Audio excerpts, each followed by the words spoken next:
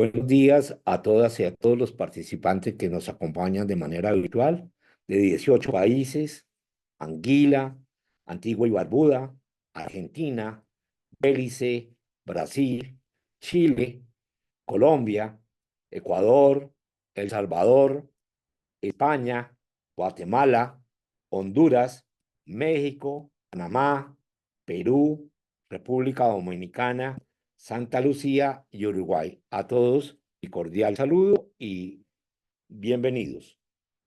El Centro Interamericano de Estudios de Seguridad Social, CIES, les da la más cordial bienvenida al encuentro hacia una vida plena, una visión integral del adulto mayor en las Américas. Agradezco la participación de nuestros distinguidos panelistas y de todos ustedes que hacen posible este encuentro. Nos complace contar con la participación de la maestra Yolanda Benavides Murillo, directora ejecutiva del Consejo Nacional de las Personas Adultas Mayor de Costa Rica, de la doctora Mónica Roque, presidenta de la Asociación Latinoamericana de Gerontología Comunitaria de Argentina, y del licenciado Daniel Grafiña, vicepresidente del Banco de Previsión Social del Uruguay. Los encuentros CIES son eventos importantes para el intercambio de información sobre las realidades y desafíos de los sistemas de seguridad social en las Américas. Desde la perspectiva de las y el experto invitado, se exploran las condiciones, características y experiencias de la región en busca de soluciones efectivas orientadas a mejorar el bienestar y la calidad de vida de la población mayor. Estos encuentros fomentan el aprendizaje colectivo, el diálogo y la colaboración entre profesionales, permitiendo un mayor entendimiento de los retos y oportunidades en la seguridad social en las Américas. La relevancia de estos encuentros radica en la oportunidad que brindan para intercambiar enfoques y estrategias entre las diversas instituciones miembros y los países de América que forman parte de la Conferencia Interamericana de Seguridad Social. A través de estos intercambios podemos aprender unos de otros y mejorar nuestras prácticas, buscando siempre sistemas de seguridad social más eficientes e incluyentes. En particular, en este encuentro, es un espacio de diálogo y reflexión sobre las experiencias de Uruguay, Argentina y Costa Rica en el establecimiento de sistemas de protección integral a la vejez, una medida esencial para atender las necesidades de las personas mayores y cerrar las brechas existentes en materia de su protección. Estamos aquí para discutir un tema de la mayor relevancia: la protección de la población mayor en un contexto de envejecimiento demográfico. En las últimas décadas, la población de adultos mayores ha crecido de manera significativa en nuestra región, lo que plantea nuevos desafíos para los sistemas de seguridad social. Es imperativo desarrollar estrategias eficientes que garanticen la autonomía, la dignidad y la participación activa de las personas mayores, asegurando así una vejez plena y digna. El acelerado proceso de envejecimiento poblacional representa un gran desafío y al mismo tiempo una oportunidad para diseñar y construir el marco institucional y las políticas públicas que conduzcan a un mejor futuro para quienes han contribuido a lo largo de sus vidas al desarrollo de nuestros países. El derecho a la protección de las personas mayores, reconociendo por los ordenamientos jurídicos internacionales, debe ser objeto de desarrollo y profundización a nivel nacional. Una protección integral a la vejez debería entenderse como aquella que le garantice a las personas mayores el respeto a sus derechos para vivir con dignidad, independencia y autonomía, para que puedan transitar su vejez con la mayor calidad de vida posible. Incluirá una serie de elementos de servicios y prestaciones para el desarrollo de las personas mayores que comprendan la seguridad económica, la libertad de trabajar, la educación para toda la vida, el desarrollo de habilidades, el cuidado de la salud y del bienestar, así como la creación de entornos propicios y favorables, adecuados a sus necesidades físicas, mentales, que le permitan una vida plena. Esto requiere de una transformación de la sociedad, que supone un cambio en la percepción, trato y reconocimiento de las personas mayores. Como señaló el destacado especialista en gerontología, el doctor Robert Butler, el edadismo es uno de los mayores obstáculos para una vejez digna y plena. La verdadera transformación social comienza cuando reconocemos y valoramos el papel de las personas mayores en nuestras comunidades. Hasta aquí la cita. El edadismo se refiere a los estereotipos, los prejuicios y la discriminación contra individuos o grupos a causa de su edad. Incluye la creación y perpetuación de estereotipos negativos sobre los adultos mayores, la continuación de creencias o sentimientos negativos injustificados sobre ellos y el trato injusto que reciben. Para combatir eficazmente la discriminación por motivos de edad, debemos hacer frente a estas actitudes nocivas, promoviendo interacciones generacionales positivas y velando por que las políticas sean integradoras y apoyen la dignidad, la autonomía y la participación activa de los adultos mayores. Esto requiere no solo un cambio político, sino también un cambio cultural en la forma en que vemos y tratamos a la población que envejece. Cada uno de los países aquí representados presentan un enfoque único de esta cuestión, pero todos comparten el objetivo común de garantizar una vida digna, independiente y plena a las personas mayores. Estoy seguro de que sus contribuciones nos proporcionarán una comprensión más profunda de la situación actual. Nos ayudarán a identificar las lagunas y los desafíos existentes y lo que es más importante, nos inspirarán a desarrollar estrategias más efectivas y sostenibles. Les invito a todos los participantes, ¿sí?, en este diálogo a contribuir activamente con sus preguntas y comentarios y aprovechar al máximo esta oportunidad de aprender y crecer juntos. Les agradecemos que durante las presentaciones nos vayan enviando sus preguntas al chat del encuentro.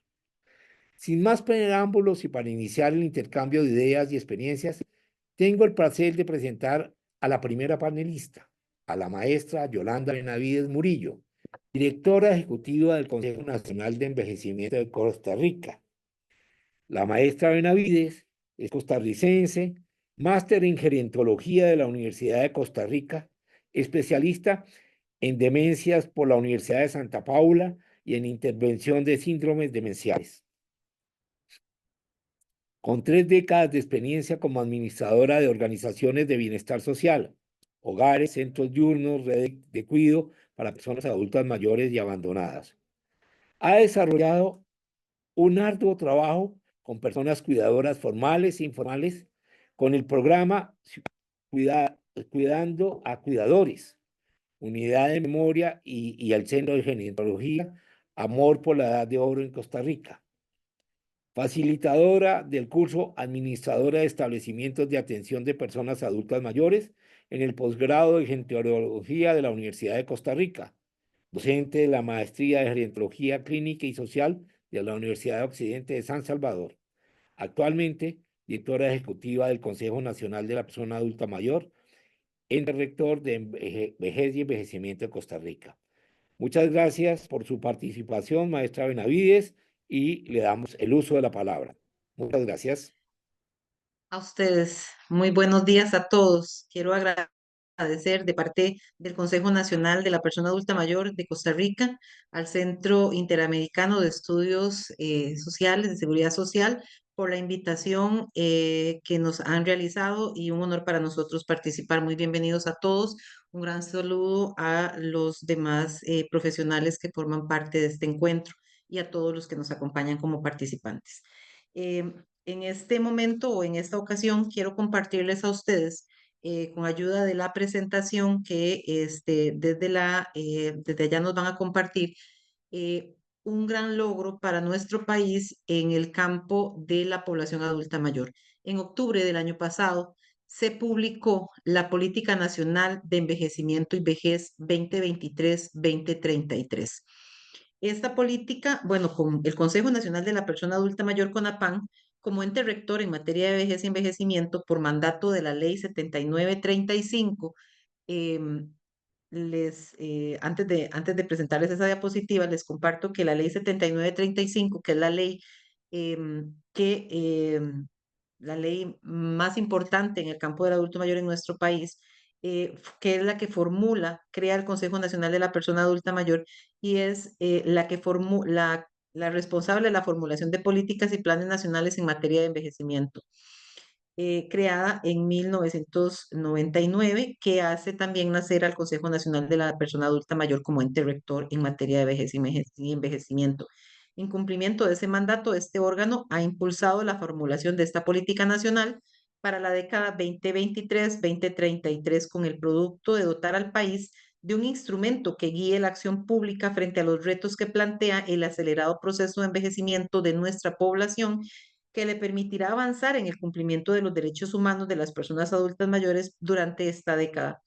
Esta política tiene como un antecedente la Política Nacional de Envejecimiento y Vejez, que tuvo el país para la década 2011-2021. Ahí sí les agradezco el pasar la diapositiva, que le ha permitido avanzar en una acción institucional pública para la atención de las personas adultas mayores ahora con la nueva política 2023-2033, y se ha propuesto avanzar un paso más al respecto de este instrumento, a diferencia del anterior, con la formulación de un plan de acción que permite operacionalizar las definiciones estratégicas y los enfoques de los contenidos de esta política.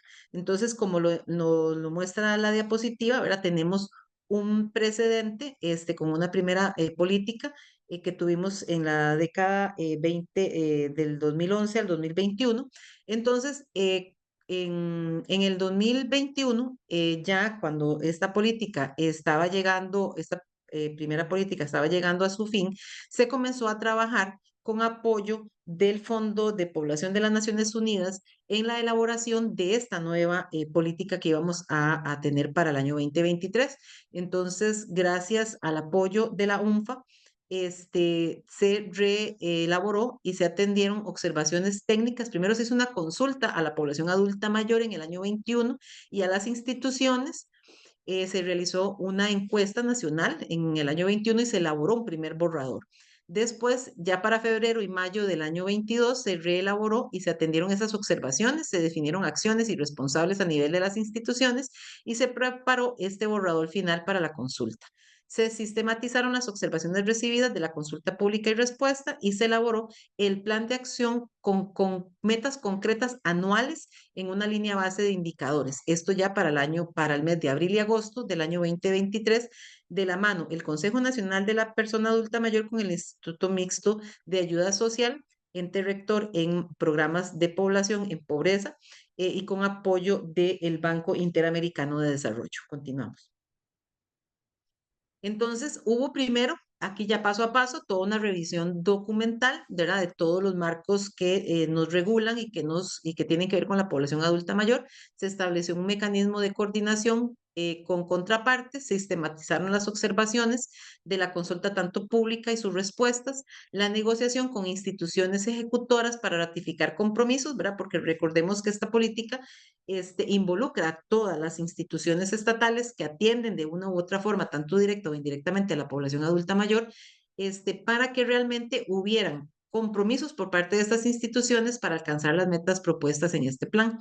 La integración y resultados del diálogo con instituciones y las observaciones sobre la consulta del plan de acción, y se llevó a la Junta Rectora del Consejo Nacional de la Persona Adulta Mayor para su ratificación, y luego pasó al MIDEPLAN para su análisis y observaciones. La presentación, ya una vez revisado por el MIDEPLAN, se le realizaron las revisiones finales y documentales y demás, y lista nuestra política. Pasamos. Eh, con respecto a la consulta pública, esta política se consultaron los objetivos o se plantearon estos 5 ejes que fueron los que la misma población adulta mayor consideraba que eran relevantes para ellos, ¿verdad? Se realizó una formulación virtual mediante un formulario interactivo. Se recibieron 769 observaciones diferentes provenientes de 70 personas y organizaciones con estos porcentajes, en donde hubo aportes y observaciones a los 5 ejes de seguridad económica en la vejez, buen trato y vida sin violencia, salud y cuidados, desarrollo humano y la institucionalidad.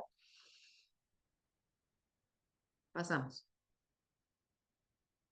Esta es una muestra, por ejemplo, de una de las observaciones realizadas, de cada línea, por diferentes profesionales o personas que hacían su observación, al menos en este caso de ejemplo, para el eje de seguridad económica en la vejez. Pasamos. El contenido, como decía, la política tiene un primer capítulo de antecedentes, un marco normativo, principios y enfoques, estudio de situación, diagnósticos y desafíos, ejes, objetivos y estrategias específicos, modelo de gestión y consideraciones finales. Tiene nuestra política versa sobre principios como la universidad. Se incluyeron principios de universalidad, igualdad de oportunidades, no discriminación, acción positiva, corresponsabilidad social e intergeneracional, participación social, independencia y autonomía. Los enfoques: enfoque de derechos humanos, curso de vida, equidad e igualdad de género, gestión de resultados, interseccionalidad e interculturalidad y atención centrada en la persona. Los ejes de intervención y objetivos de esta política, de nuestra Política Nacional de Envejecimiento y Vejez, se articulan en 5 ejes que responden a los núcleos de problemas identificados en el diagnóstico. Nuestros fueron sacados de la consulta de las personas adultas mayores en unión con las instituciones, y estos ejes son los siguientes: seguridad económica en la vejez, buen trato en la vejez y vida libre de violencia, atención integral en salud y cuidados, desarrollo humano y fortalecimiento de la institucionalidad. En el eje 1, que es el eje de economía y vejez, el objetivo era fortalecer la seguridad económica de las personas adultas mayores mediante la protección del derecho al trabajo decente de aquellas personas que voluntariamente deseen continuar su trayectoria laboral, el derecho de actividades productivas, la productividad sin discriminación ante situaciones de vulnerabilidad y riesgo social. En este eje hablamos entonces del empleo de aquellas personas, como decía, que quisieran seguir laborando. Desde el Ministerio de Trabajo y Seguridad Social se creó un código específicamente para personas que deseen seguir trabajando después de los 65 años, edad por lo general en la que esas personas en Costa Rica se pensionan. Competencias productivas y de gestión de emprendimiento, seguridad social y acceso a programas de protección social. Eje 2, por favor. El eje 2 trata el buen trato en la vejez libre de violencia, de fortalecer las condiciones institucionales, sociales, culturales y personales para el disfrute de una vida plena sin violencia y un buen trato en la vejez. Aquí hablamos de hacer campañas fuertes de conciencia y de sensibilización para evitar que los adultos mayores sean violentados, porque sabemos que sus mayores agresores no están fuera, están en el núcleo familiar porque desconocen la responsabilidad que como familia tienen, de no solamente cuidar, proteger, sino violentar, no violentar sus derechos, atención de las violencias y sus manifestaciones, acceso a justicia y atención psicosocial. Eje 3. Atención integral en salud y cuidados, este eje, su objetivo es procurar el bienestar físico, mental y social de las personas adultas mayores mediante la prevención y la mejora en la calidad de los servicios sociosanitarios, favoreciendo un envejecimiento activo y saludable, así como disponer de un sistema fortalecido de cuidados y apoyos para la atención de la dependencia. Recordemos que Costa Rica tiene una ley bastante reciente que se llama la Ley 5, que enfoca también los cuidados en población adulta mayor ya con grados altos de dependencia, y también, gracias a Dios, saca del anonimato a la figura del cuidador como una figura importante en el cuidado de estas personas adultas mayores con dependencia. Este eje visualiza la parte de salud integral, no solamente desde la parte curativa, sino preventiva, con modelos de estilos de vida saludables desde edades tempranas, cuidado y autocuidado, atención prioritaria del trato preferencial y respetuoso de los derechos, incluyendo el consentimiento libre e informado, la formación e investigación en la previsión de salud, la prevención y promoción de la salud, la atención de enfermedades, rehabilitación y cuidados paliativos, ya establecido desde la Ley 7935 en nuestro país, y la atención especializada en los diferentes niveles de salud de nuestro país. El eje 4. Desarrollo humano en la vejez es un objetivo cuya finalidad es facilitar el desarrollo al máximo de las potencialidades de las personas adultas mayores y su integración plena en la sociedad. Mejorar y la recuperación y desarrollo de la infraestructura y espacios públicos sostenidos, inclusivos y accesibles. Tenemos un programa bellísimo que se llama Ciudades Amigables. De las 84 cantones, ya cerca del 50% ya se están incluyendo este programa para convertir sus cantones accesibles para los adultos mayores. accesibilidad al transporte y a la vivienda, participación social política, y ahorita les voy a mostrar unas fotos, si me lo permiten, por eso estoy corriendo un poquitito, porque estas fotos son evidencia de esa consulta política y esa voz que tienen nuestros adultos mayores en nuestro país, el acceso a la educación y a productos de cultura y recreación y gestión de desastres y la reducción de la brecha digital. 5.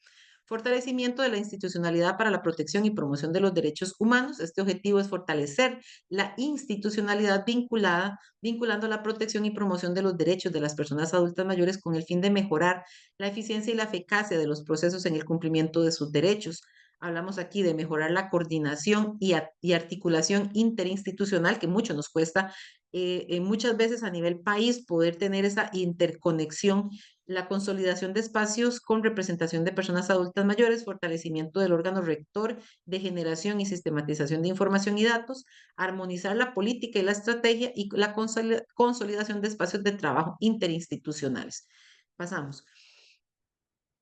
Em, Podemos pasar, bueno, básicamente es, no, no la pasemos. Perfectamente, por ejemplo, ahí podemos observar un objetivo estratégico, la acción, el indicador, la línea, el periodo, las personas y el responsable.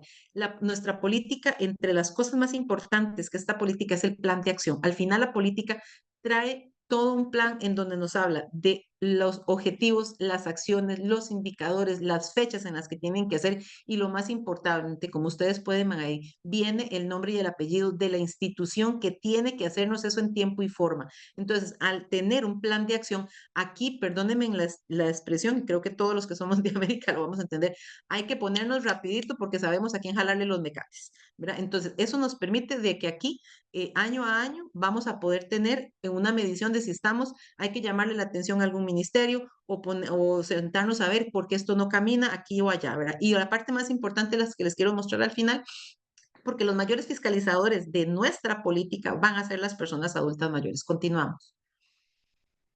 Ok, bueno, eso tiene que ver con lo que ya les mencionaba de la política anterior. Esta política, la primera, la del 2011 al 2021, sin plan de acción ni evaluación. En cambio, 2023 tiene un plan de acción y evaluación quinquenal, ¿verdad? O sea, los 5 años hacemos un alto, valoramos y continuamos en nuestra gestión. Seguimos. Aquí viene de nuevo los ejes, ¿verdad? Los 5 ejes, el fortalecimiento del modelo y lo más importante que quiero sobre todo enfatizar es en ese plan de acción que considera las mejoras de la elaboración de la política en el plan de acción que se carecían en instrumentos anteriores. Seguimos. Como ustedes pueden ver, en este momento nosotros, como la política se presentó en octubre, en este momento estamos en la construcción del Consejo Consultivo, que está conformado por personas adultas mayores. El pasado mes de junio hicimos una concentración en la capital de Costa Rica, en donde llamamos la Gran Área Metropolitana, que incluye 4 provincias grandes, Cartago, Heredia, San José y Alajuela, y pudimos convocar a 250 personas adultas mayores a las que hicimos partícipes de los ejes y de cómo ellos van a ser las personas que nos van a medir de forma trimestral el avance de cada eje. Entonces, eso es la parte más importante. Como no todos pudieron venir, tenemos zonas periféricas, hablamos de la zona norte, Guanacaste, la parte caribe y la parte sur de nuestro país. Estaremos realizando en septiembre, octubre y noviembre 4 encuentros regionales para que toda la población adulta mayor de Costa Rica en zonas costeras y con zonas muy, muy aisladas o ya muy lejanas puedan llegar a estos lugares y ser parte de nuevas concentraciones para la conformación del Consejo Consultivo conformado de personas adultas mayores. Seguimos.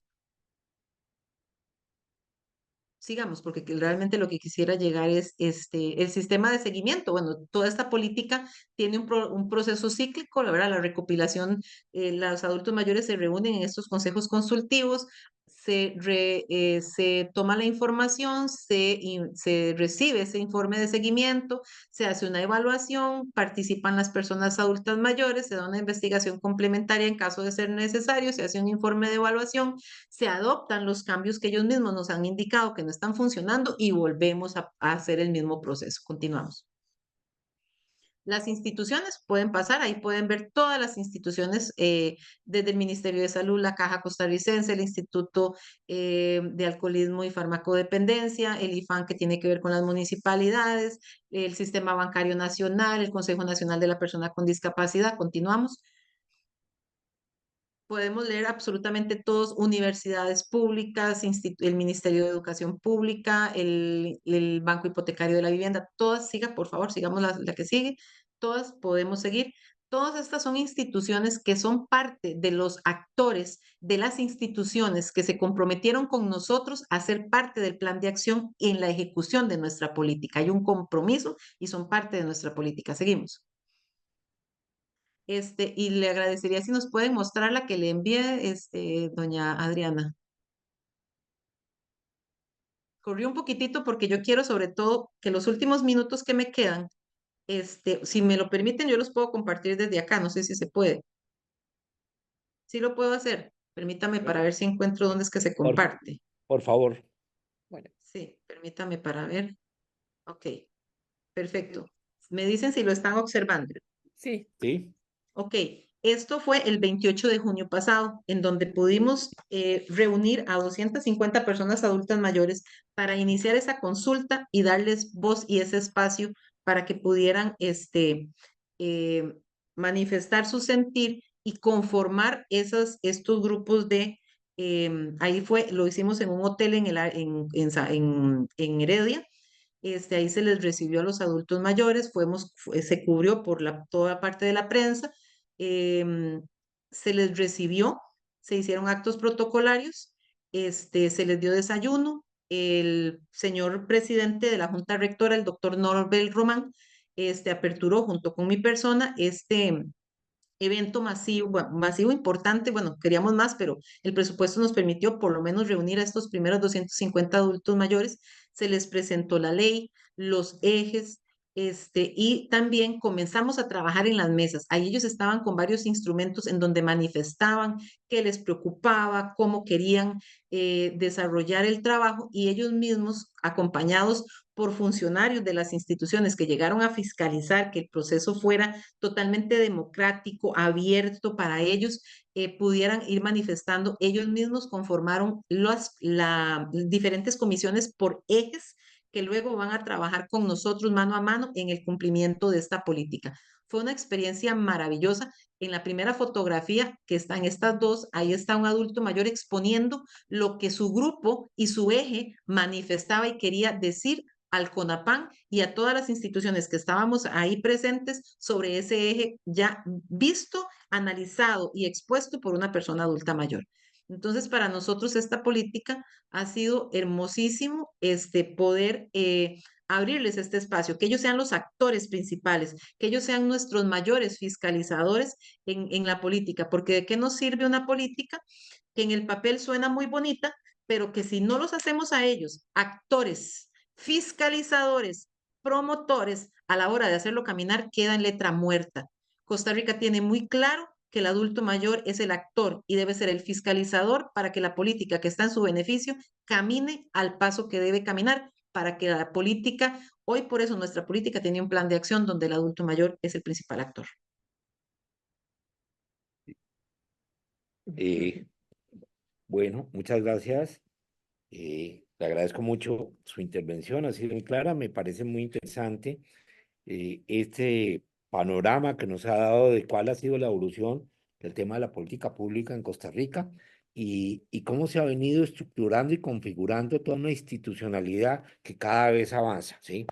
Resulta muy satisfactorio ver cómo dentro de ese proceso cada vez los adultos mayores juegan un papel en la definición de la política pública para ellos y lo que aún me parece más significativo es la participación en la evaluación de la gestión de las instituciones que tienen que comprometerse. Es decir, creo que nuestros países tienen que avanzar a darle la participación a los adultos, que son en últimos los que tienen que valorar los esfuerzos nacionales, los esfuerzos institucionales, sí, dirigidos a esta población. ¿Qué mejor que eso?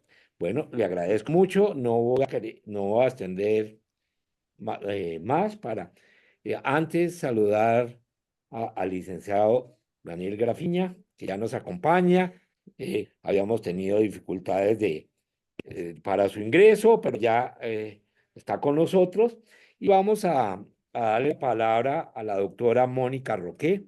La doctora Mónica es argentina, presidente de la Asociación Latinoamericana de Gerontología Comunitaria, médica, especialista en políticas públicas con enfoque de derechos humanos, magíster en Administración de Servicios de Salud y Seguridad Social, con especialización en tercera edad, magíster en Dirección y Gestión de Sistemas de Seguridad Social de la Universidad de Alcalá, España. Actualmente es presidente honoraria de la Asociación Latinoamericana de Gerontología Comunitaria, directora de la carrera de posgrados de especialización en gerontología y derecho de las personas mayores de la Facultad de Ciencia de la Vida y la Salud de la UADER, docente de universidades nacionales y extranjeras, consultora de organismos internacionales, docente del CIES.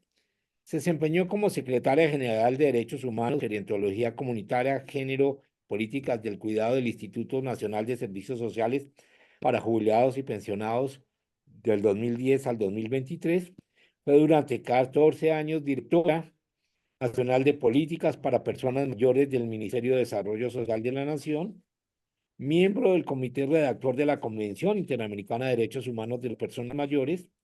También se desempeñó como presidenta del Programa Iberoamericano de las Personas Mayores de la OIS y CEGIP, y representante argentina en la delegación ante la ONU y la OEA para la defensa de los derechos humanos de las personas mayores. Es docente de universidades nacionales y extranjeras y presenta varias publicaciones e investigaciones nacionales y extranjeras. Doctora Mónica, agradecemos su participación y le damos el uso de la palabra. Muchas gracias. Bueno, en primer lugar, Emilio, muchísimas gracias por la invitación y Adriana por todo lo que nos estuvo asesorando y todo el equipo que tenés en el CIE. La verdad que es maravilloso, siempre están colaborando, dándonos una mano y hasta enseñándonos.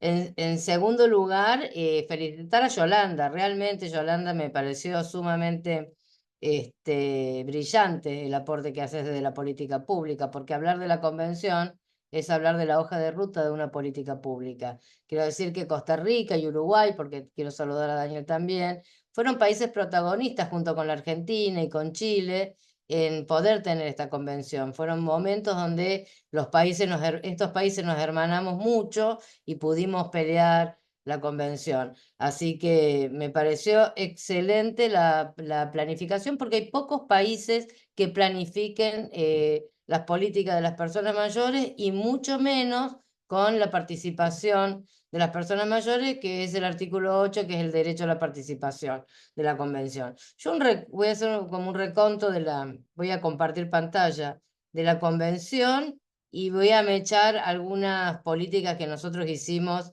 en los últimos años yo estuve en PAMI como secretaria de Derechos Humanos, Gerontología Comunitaria, Género y Políticas de Cuidado del 2019 al 2023. Y antes estuve 14 años como directora nacional de políticas para adultos mayores. Así que estuve tanto en el gobierno, ¿no? Propiamente, dependiendo del ministerio, como en la parte del gobierno que maneja la seguridad social, que son dos áreas distintas en mi país. Bien. La convención fue, como les dije recién, producto de muchísimo trabajo y de lucha y de pelea de estos países. Después se fue sumando obviamente El Salvador y el resto de los países, pero fue un trabajo que nos dimos tanto en ONU como en OEA para poder tener un instrumento jurídicamente vinculante que protegiera los derechos humanos de las personas mayores, porque otros grupos lo tenían y las personas mayores no.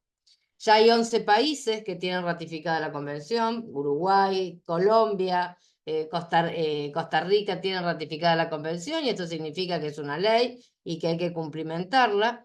¿Y qué es lo que nos permite la convención? En primer lugar, determina estándares de protección específicos. Son estándares mínimos, bajo ningún punto de vista son los máximos. Y esto es importante para pensar en la política pública. Define que quién entra al grupo de personas mayores: todas aquellas personas mayores de 60 años, excepto Costa Rica. Lo hicimos a propósito porque la gente de Costa Rica en su momento nos decía que ya tenían la ley que la determinaba a los 65. Así que aquellos países que en el momento de la convención tenían su propia ley, podían seguir teniendo su propia edad. Prohíbe la discriminación por edad, prohíbe la discriminación por género, por diversidad sexual y por orientación sexual, fomenta el envejecimiento activo y establece estándares de protección específicos. Además, propone 3 derechos nuevos que no existen en ningún otro instrumento jurídicamente vinculante del mundo, que es el artículo 6, el derecho a la vida y a la dignidad en la vejez, el derecho a la independencia y a la autonomía y el derecho a las políticas de cuidado a largo plazo, algo que afortunadamente hoy se está poniendo en agenda. Pero hay algo fundamental que nosotros quisimos dejar planteado en la convención y que la vejez no es un problema, ya lo dijo Emilio, lo dijo Yolanda, ¿no? La vejez bajo ningún punto puede ser vista como un problema, todo lo contrario. Y hay que abordar a la vejez y a los asuntos de envejecimiento desde una perspectiva de los derechos humanos que reconoce las valiosas contribuciones actuales y potenciales de las personas mayores al bienestar común, a la identidad cultural, a la diversidad de sus comunidades, al desarrollo humano, al desarrollo social y económico y a la erradicación de la pobreza. ¿Por qué hago énfasis en esto? Porque siempre nos dicen que la vejez es un gasto y que no hay plata para costear la vejez. Y eso no es cierto, y acá sí entro en polémica con demógrafos y economistas y quiero de alguna manera problematizar este tema. Ya Elvira ha planteado ya hace algunos años lo que es la economía plateada. Entonces traigo yo acá el concepto de la economía plateada, seguramente ustedes lo han escuchado, muchos de los que están acá, los disertantes seguros, y la economía plateada es aquella parte de la economía global vinculada al cambio demográfico producido por el envejecimiento de la población, cuyo enfoque se centra en las necesidades y demandas de las personas mayores. Y esto quiere decir que hay nuevas oportunidades laborales, se generan nuevos empleos, el envejecimiento combate a la pobreza, combate al desempleo. Entonces hay que mirar el envejecimiento como un logro de la humanidad, que además es una oportunidad para el desarrollo económico de cualquiera de nuestros países. Y el ejemplo está que cuando nos ponemos a medir cuál es el consumo que se genera en el envejecimiento, miren ustedes, en Europa la economía plateada ha movilizado 3,7 trillones de euros y se calcula que de acá al 2030 va a movilizar casi 6 trillones de euros. Y en América Latina, en nuestra región, ¿no? Que si bien somos el continente más inequitativo del mundo, no somos el continente más pobre, entre el 2015 y el 2030 el consumo total va a venir por parte de las personas de 60 años o más, ¿no? Entonces, a mí me parece muy importante problematizar estas cuestiones. Ustedes ven acá, por ejemplo, el consumo ¿quiénes consumen en la Europa Occidental? Y el 60% del consumo viene de personas mayores de 60 años. Y en la región nuestra, el 30% del consumo. Y esto motoriza la economía. Y también algo muy importante, que también Yolanda lo planteó, me gustó mucho el enfoque que le dio Yolanda al plan, ¿no? Un enfoque muy basado en la perspectiva de los derechos humanos. Esto acá, en un informe que sacó GEM, nos plantea que el número de emprendedores mayores que dirigen sus propios negocios supera al de los jóvenes de 18 a 29 años. O sea que estamos aportando, estamos generando, digo, estamos porque yo soy una persona mayor, porque tengo 61 años, cumplo 62 dentro de un mes, así que voy a hablar en primera persona. Estamos aportando a la comunidad, aportamos desde la economía, damos empleo a otras generaciones. Digo, basta de pensar que la vejez es aquella persona que está muy viejita, decrépita, tirada en la cama. Estas son las personas mayores, las que tienen emprendimientos, las que generan trabajo, las que mueven la economía. Y las muestras está, obviamente, en las estadísticas que se están hoy afortunadamente estudiando. Lo mismo pasa en Reino Unido, que se estudió cuál es todo el gasto que hacen las personas mayores en salud, en el sistema de seguridad social, algo que está tan cuestionado, ¿no? El sistema de seguridad social en estos momentos, y se calculó y se vio que las personas mayores en Reino Unido gastaban 136.000 millones de libras. Pero también se estudió cuánto aportan las personas mayores y se vio que las personas mayores aportaban 175.000 millones de libras. O sea que les sobraban 39.000 millones de libras. Cuando a mí me pregunta de dónde sacamos la plata para la política de cuidado, yo les digo de esos 39.000 millones de libras que sobran a los aportes que nosotros hacemos. Porque nosotros aportamos, generamos trabajo, empleo, movemos la economía, por lo tanto es absolutamente injusto que nos planteen que en el momento que tenemos una dificultad para ser cuidadas y seguir viviendo de manera autónoma, nos digan que no hay plata. Devuélvanos la plata que nosotros damos a la sociedad. Y con esto quiero enfatizar el artículo 5, que es el de igualdad y no discriminación, porque justamente lo que sucede cuando no nos piensan como seres que aportamos al mundo, a la cultura, al mundo económico, que combatimos la pobreza porque desarrollamos propuestas económicas, se nos discrimina. Y la prueba está, miren ustedes, que no sé si sabrán que ahora Ayuso tiene una causa penal en España, y además todos nos acordamos lo que sucedió en el COVID, que dejaron morir más de 7.000 personas mayores abandonadas en las residencias de larga estadía, solamente porque eran personas mayores que vivían en residencias de larga estadía. Entonces hay que dejar de mirar con edadismo y con viejismo, como bien lo plantea Emiliano, lo que sucede con las personas mayores, porque hay una gran heterogeneidad y en general seguimos aportando desde muchos lugares y muchas perspectivas.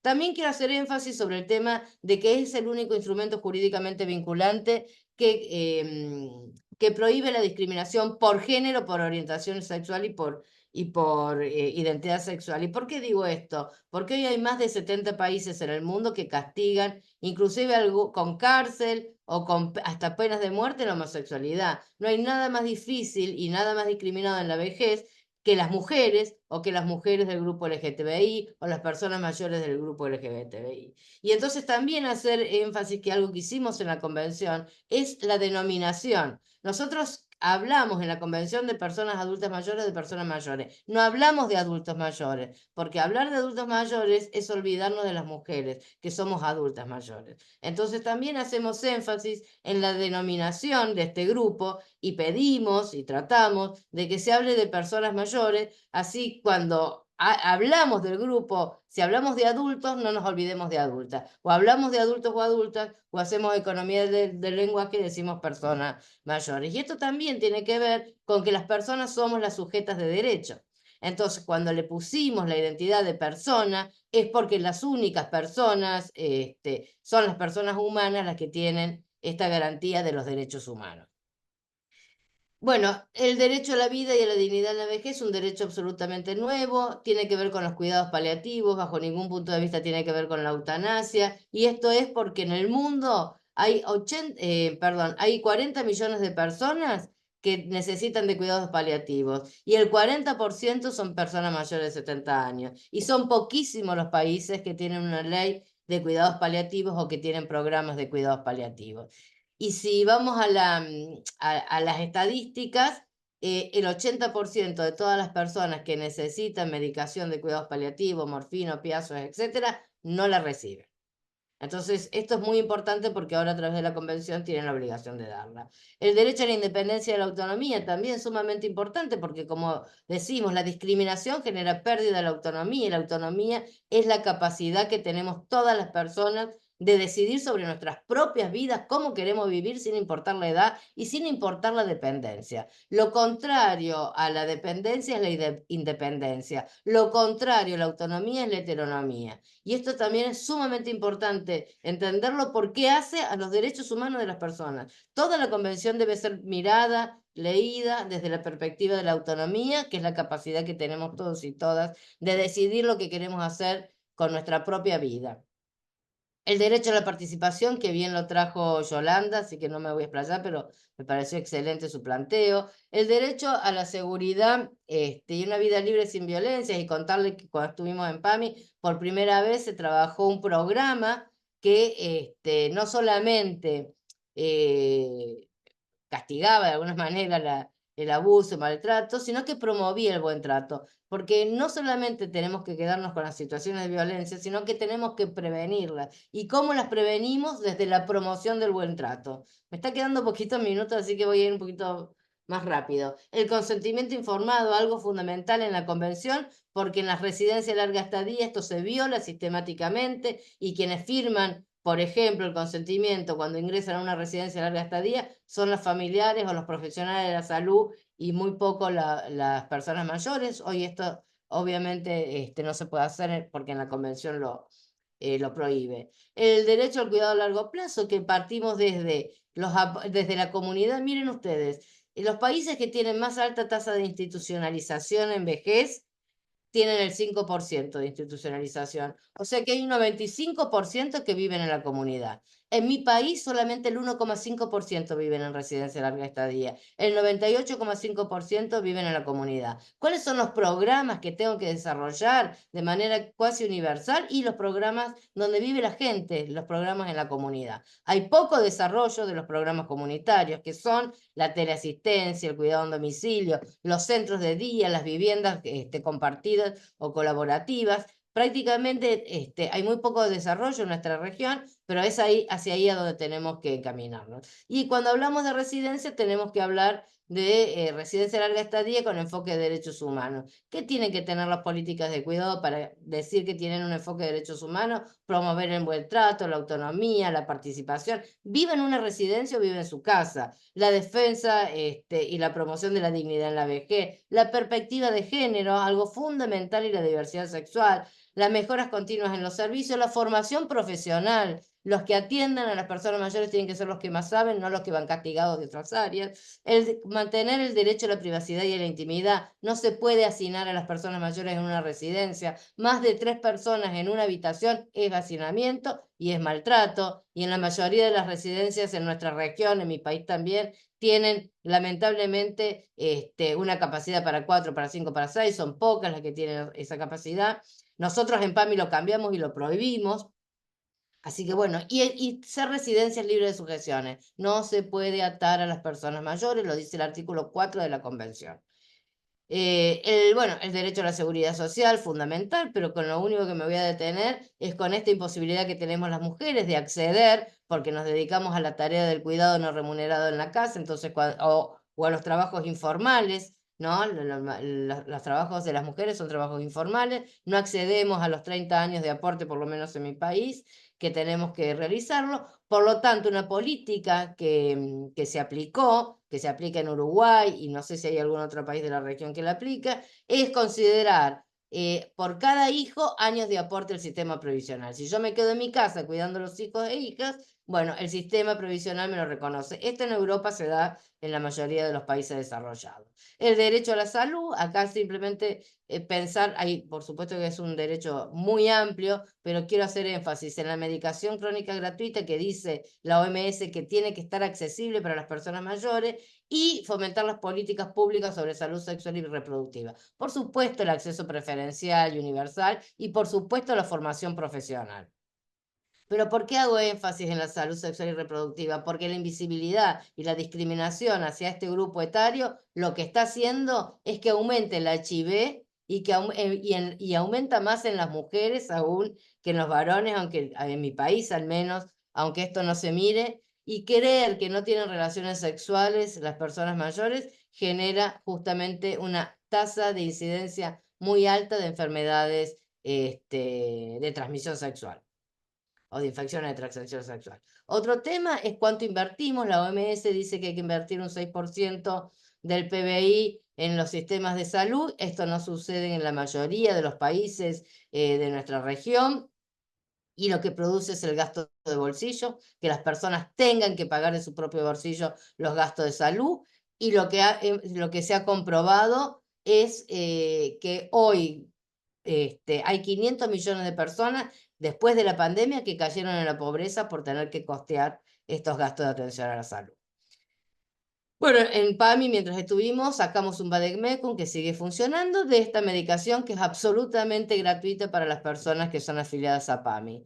Otro derecho importante que también me interesa destacar es el derecho a la vivienda. ¿Por qué? Porque el que no tiene vivienda no tiene que ir a una residencia de larga estadía. Quien debe ir a una residencia de larga estadía es quien tiene un problema de dependencia severa, moderada, severa, severa. Bajo ningún punto de vista puede ir una persona que tiene una dependencia leve o que es frágil o que es independiente porque no tiene casa. Entonces, ¿qué hay que hacer? Casas. Digo, y esto que parece que es, ay, ¿de dónde vamos a sacar plata? Del principio, economía plateada y todo lo que nosotros aportamos. Pero más allá de eso, contarles que nosotros hicimos esta experiencia desde PAMI con el Ministerio de Desarrollo de Hábitat, donde empezamos a construir viviendas colaborativas con espacios comunes, ¿no? Mini viviendas,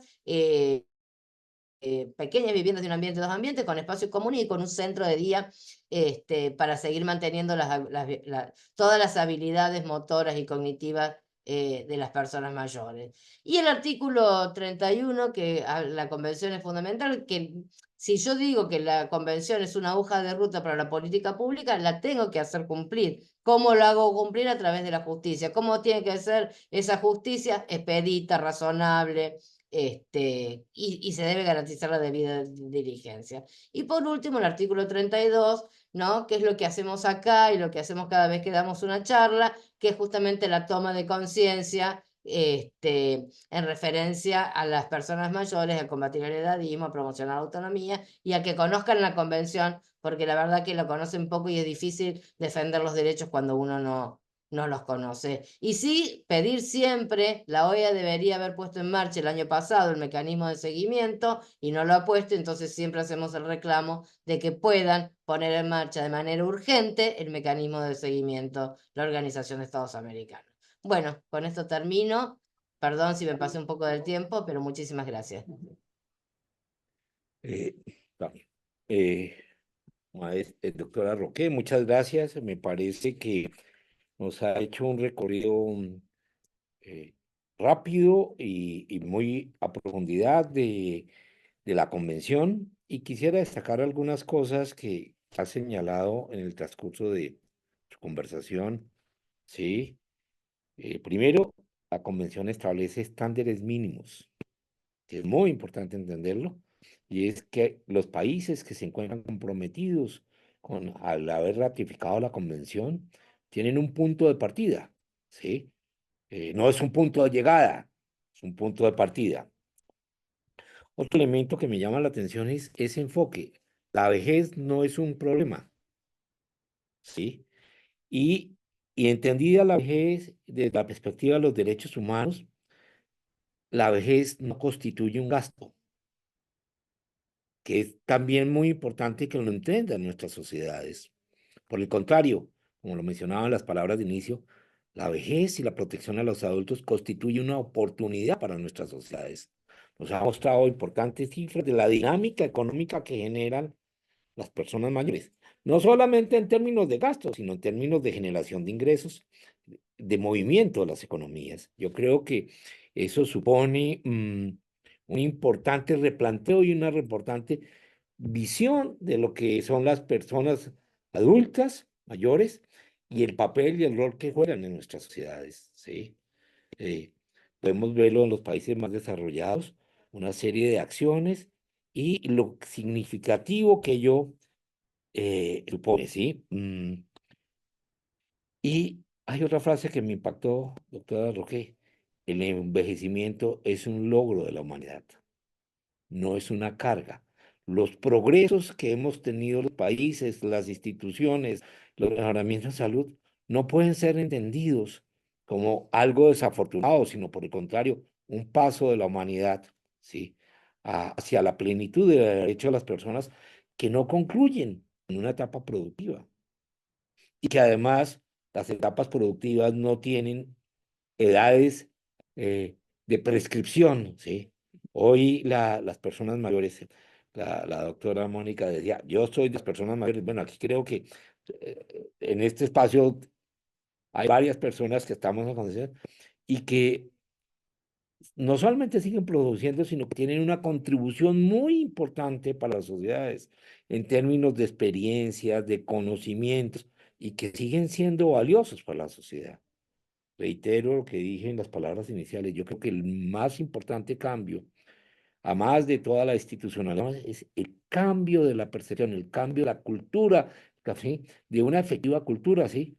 Este tema que señalaba usted acerca que normalmente quienes más transgreden los derechos son los grupos familiares, que son los encargados del reconocimiento y muy probablemente a quien se deben su existencia, pues esto es muy importante.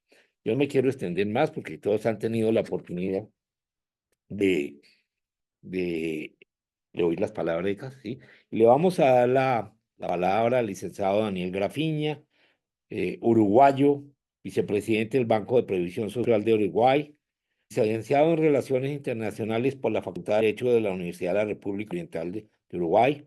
Ingresó al Parlamento de Montevideo, Partido Nacional, durante el periodo 2005 a 2010, integrando las comisiones de Cultura, Turismo, Ambiente, Salud, Tránsito, Transporte, Asentamiento, Obras y Servicios. Posteriormente ingresó al Parlamento Nacional, Cámara de Diputados, ¿sí? Para los periodos 2015, 2020 y 2020-2025.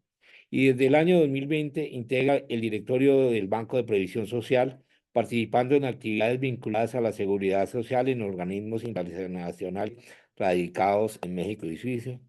Daniel, un gusto nuevamente verte, aun cuando sea por estos medios, y te dejemos el uso de la palabra. Bueno, buenas tardes. El gusto es mío, Emilio. Gracias por la invitación a participar. Y un gusto, además, participar con tan distinguidas panelistas que me antecedieron el uso de la palabra. Yo quiero aprovechar la oportunidad para explicarles en territorio cuáles son las políticas referidas a las personas mayores que llevamos adelante desde el Banco de Previsión Social. Esta institución es el principal organismo público encargado de administrar el sistema de seguridad social en mi país. Fue fundado en el año 1967, es una entidad autónoma del gobierno uruguayo y tenemos la responsabilidad de gestionar los programas de jubilación, pensiones y otras prestaciones sociales que voy a ir desarrollando a partir de la presentación que les vamos a compartir. Recién se hablaba de la gestión y la posibilidad de incidir que tienen las personas mayores. En el caso de BPS, como ustedes saben, está el directorio, que es el máximo órgano de conducción, integrado por 7 directores, 3 de los cuales se denominan directores sociales, y uno de ellos representa justamente a los jubilados y pensionistas, que se elige al representante en elecciones abiertas, la tercera elección en importancia en Uruguay por el caudal electoral que tiene. Pero les quiero contar, en atención a las personas mayores, nos basamos en 2 pilares. Por un lado, tenemos programas económicos, básicamente ahí se habla de las jubilaciones, pensiones por sobrevivencia, pensiones asistenciales y subsidios por expensa funeraria. Después hay una gama de programas sociales donde básicamente se brinda apoyo en áreas que refieren a vivienda, turismo y acceso a las tecnologías. A modo de ejemplo, a nivel de cobertura de personas mayores en nuestro país, de cada 100, 96 tienen algún tipo de cobertura. La inmensa mayoría, como ustedes pueden ver, es a través del Banco de Previsión Social, que sirve el 81.5 aproximadamente de todas esas prestaciones. El resto corresponde a otras cajas, que puede ser, por ejemplo, caja militar, policial, bancaria, profesionales y notarial. Los tipos de jubilaciones que brindamos: bueno, la jubilación común, a la cual se accede con 60 años de edad y 30 de servicio, para quienes tengan causal en el 2033. Ustedes saben que hace muy poquito tiempo emanó del Parlamento Nacional una reforma en materia de seguridad social, o sea que en el año 2033, en forma gradual, se comienzan a jubilar con 65 años de edad. Después hay otra jubilación a la cual se accede, nosotros la llamamos por edad avanzada, es a partir de los 70 años de edad y 15 de servicios registrados. Comienza a bajar la edad, 69 y 17 se puede acceder, así hasta llegar a 65 años de edad y 25 de servicio. En tercer lugar, hay una jubilación por incapacidad física, absoluta y permanente para todo tipo de trabajo, hay un centro de evaluación en nuestro organismo, donde hay expertos en el tema, que son los que van a determinar cuál es el nivel de la incapacidad de la persona. Otras prestaciones de carácter también económico son, como ustedes ven, la pensión por sobrevivencia.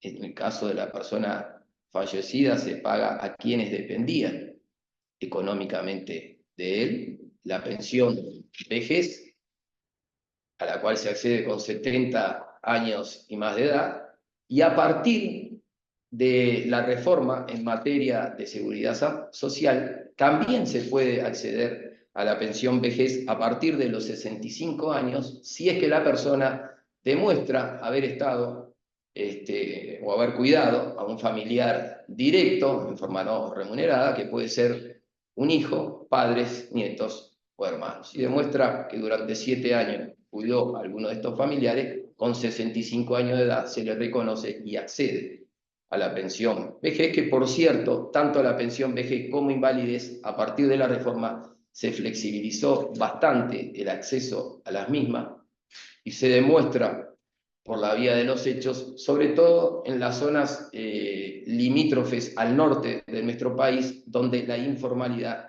históricamente ha sido mayor. Entonces, los años pasan y a veces la alternativa pasa por acceder a una pensión vejez o la pensión invalidez, que se otorga a personas que presentan también, se hace el estudio en el Centro de Evaluación de BPS, algún tipo de discapacidad y carecen de recursos a los efectos de cubrir sus necesidades vitales. En este caso, la pensión vejez da la posibilidad también de acceder a otra prestación que nosotros llamamos AYEX, y es cuando el organismo paga por tratamientos que pueden referir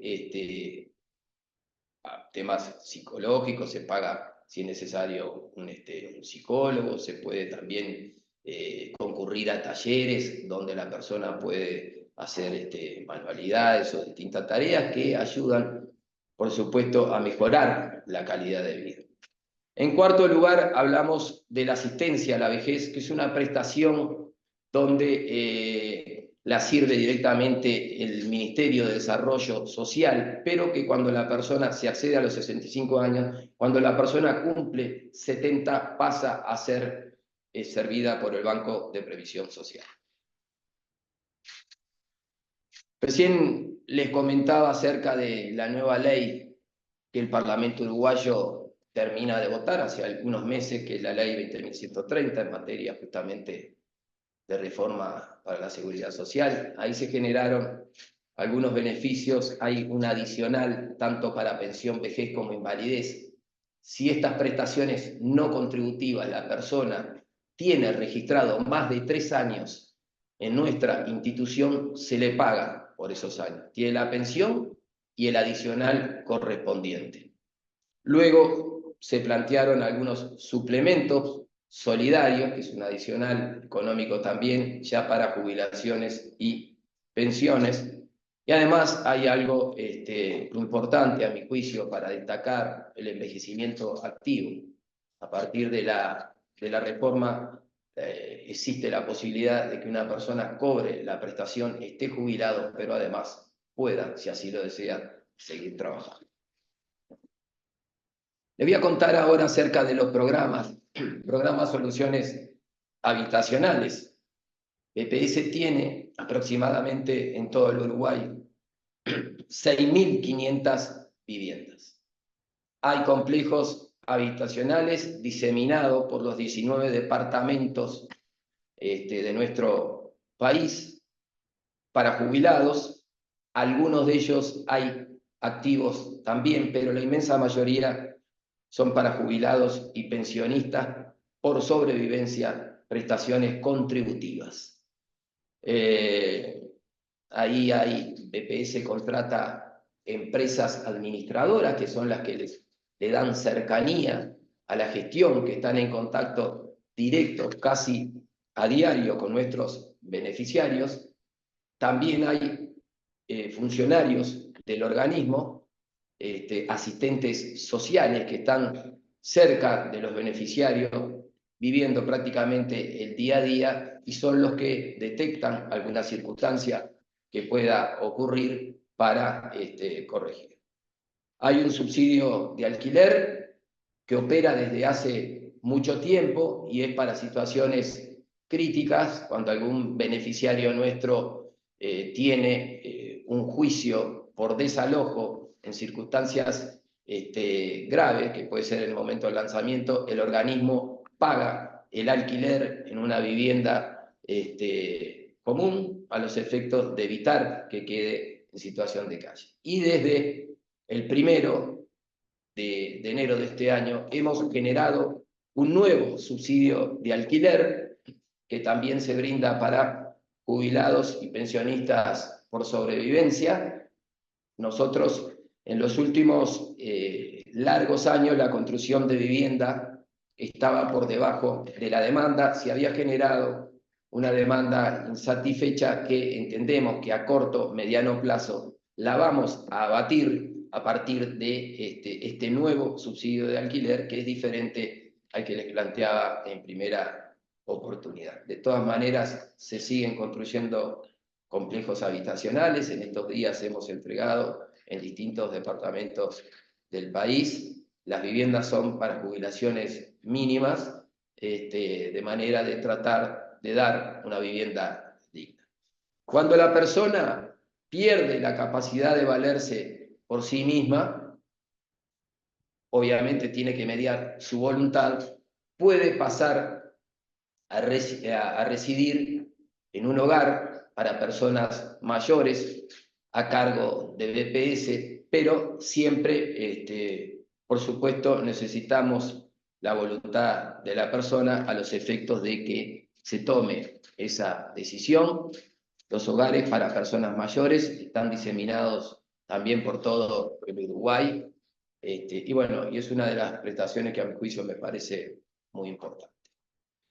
Hacía referencia al programa de turismo social, ahí hablamos estadías vacacionales, beneficios sociales para pasivos que brindan estadías en varios centros del país. Miren, hoy sesionó el directorio de BPS y terminamos de firmar un nuevo convenio con una institución del Estado, que tiene un centro vacacional, el más importante, si se quiere, de nuestro país, así que seguramente en corto plazo habrá beneficiarios de BPS que estarán disfrutando de estas instalaciones. También existen programas de cultura y recreación, donde se llevan adelante cursos, talleres, para fomentar justamente la integración social.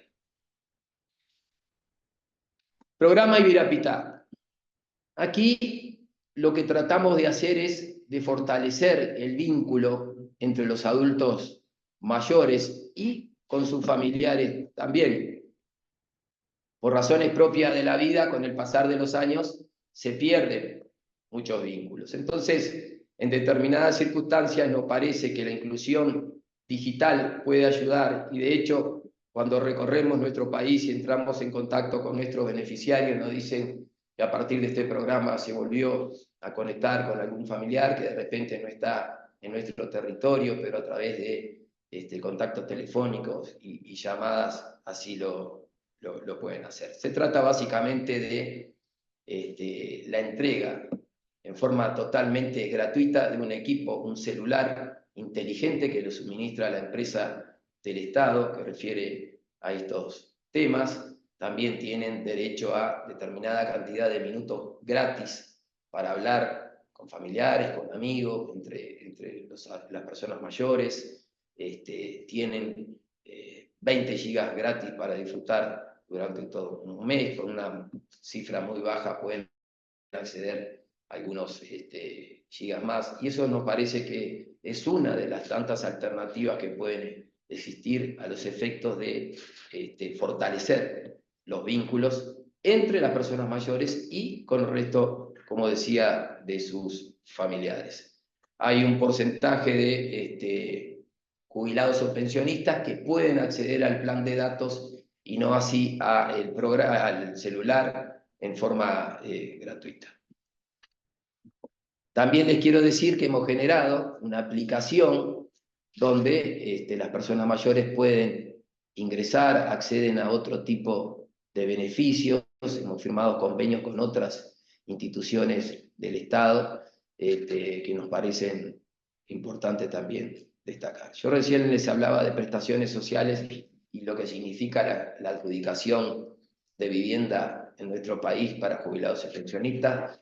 Lo hacen funcionarios que tienen incumbencia en el tema, que van generando una especie de baremo social, donde se basan fundamentalmente en la edad de la persona, las complicaciones que pueda tener desde el punto de vista médico, el tiempo que lleva inscrito en el programa, los alquileres por desalojo, que como decía, en situaciones críticas siguen operando, ya estaban en práctica desde hace algunos años. El subsidio de alquiler es algo, como les dije también, de reciente creación a partir del 1 de enero del año en curso. Cupo cama nosotros le llamamos justamente a cuando comienzan algunas dificultades, algunos compromisos desde el punto de vista médico de la persona, si así lo desea, puede pasar a residir. EPS trabaja con hogares sin fines de lucro y a esos hogares también les damos un apoyo, nosotros llamamos apoyos económicos, que son partidas de dinero en efectivo que se utilizan muchas veces para alojar estos hogares o para hacer refacciones desde el punto de vista edilicio. Hay un apoyo de otras instituciones del Estado en ese sentido, el Ministerio de Transporte y Obras Públicas, por ejemplo, el Ministerio de Desarrollo Social, en algunas circunstancias otros ministerios también han dado apoyo en este sentido.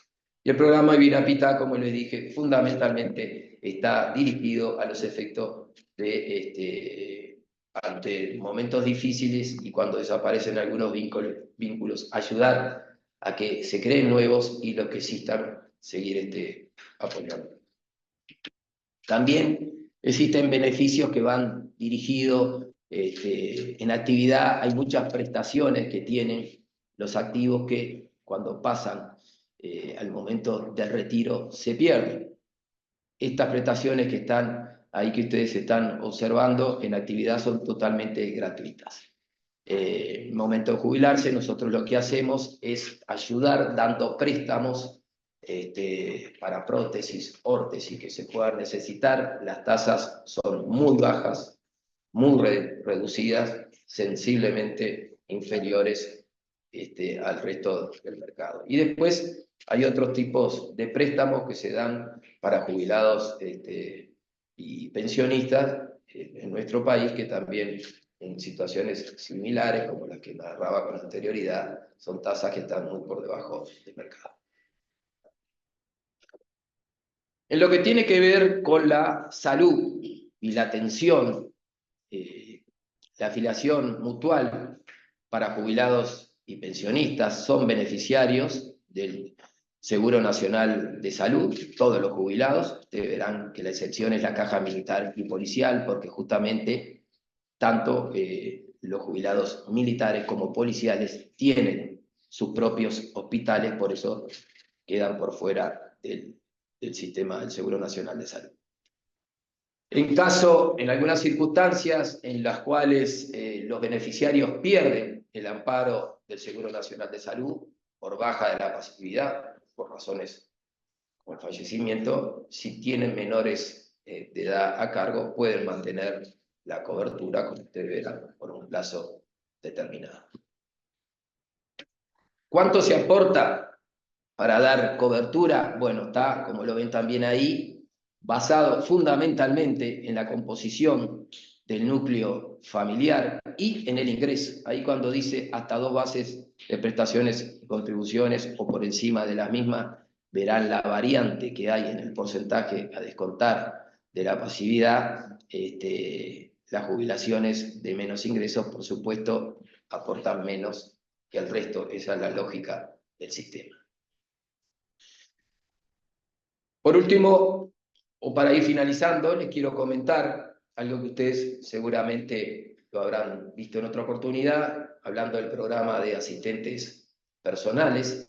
Es también una prestación económica que está destinada a la contratación de un servicio de asistente personal para colaborar en las actividades básicas que se desarrollan. Es una prestación que la llevamos adelante en conjunto también con el Ministerio de Desarrollo Social y está dirigida a los menores de 29 años, pero en este caso importa destacar a los mayores de 80. Son personas con dependencia severa, bueno, y tienen que residir, por supuesto, dentro del territorio nacional.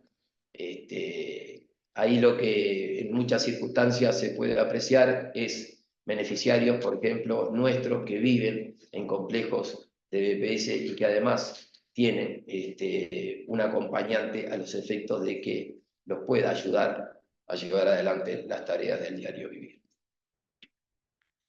Quien accede a este tipo de prestaciones se da un subsidio, como se puede apreciar en pantalla, puede ir desde el subsidio total a los casos en los cuales de forma gradual va descendiendo, depende justamente también del ingreso, a mayor jubilación, menor es el subsidio que se da a los efectos de pagarle a quien lo asiste en forma personalizada. Cuando se dice que a partir de 11 BPC, como ustedes podrán ver, ahí ya no tiene derecho a esta prestación. A modo de ejemplo, 11 BPC serían aproximadamente $1.500 por mes para ser gráfico. Los impactos de los programas que estaba mencionando con anterioridad llegan, las prestaciones económicas de BPS llegan a un mayor número de beneficiarios, pero los programas sociales básicamente le brindan a personas mayores de bajos ingresos la oportunidad de acceder a servicios que de otra forma, sin lugar a duda, sería difícil que lo logren. El acceso a una vivienda digna, el acceso a distintas prestaciones, a la tecnología con celulares de última generación y además, como les comentaba, minutos gratis para hablar, gigas gratis para navegar. Si no estuvieran estas prestaciones que van dirigidas a estos sectores, sería difícil que lleguen a las mismas. La posibilidad de tener recreación, de vacacionar en centros justamente que están, como les comenté, diseminados por todo mi país. Si no existieran, reitero, estas posibilidades que brinda la seguridad social, y en este caso a través del Banco de Previsión Social, sería prácticamente imposible. Muchas gracias. Te doy las órdenes. Muchas gracias, Daniel. Y bueno, creo que nos ha presentado eh, un extenso panorama de posibilidades y iniciativas y de programas y de prestaciones en favor de la población mayor, ¿sí? Que en el caso del Uruguay están a cargo del BPS.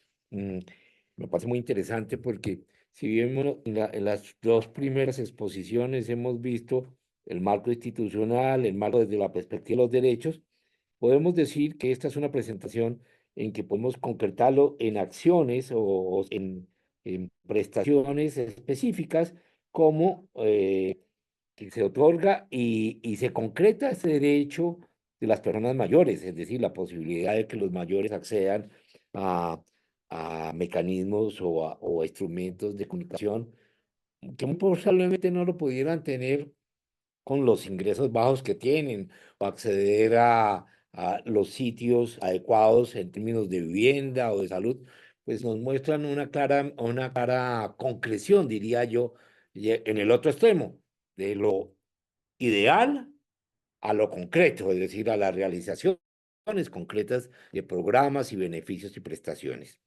Eh, Vamos a dar paso entonces a las preguntas que nos han venido formulando a lo largo de las exposiciones. Voy a identificar a la persona que nos formula y a quién se la dirige, ¿sí?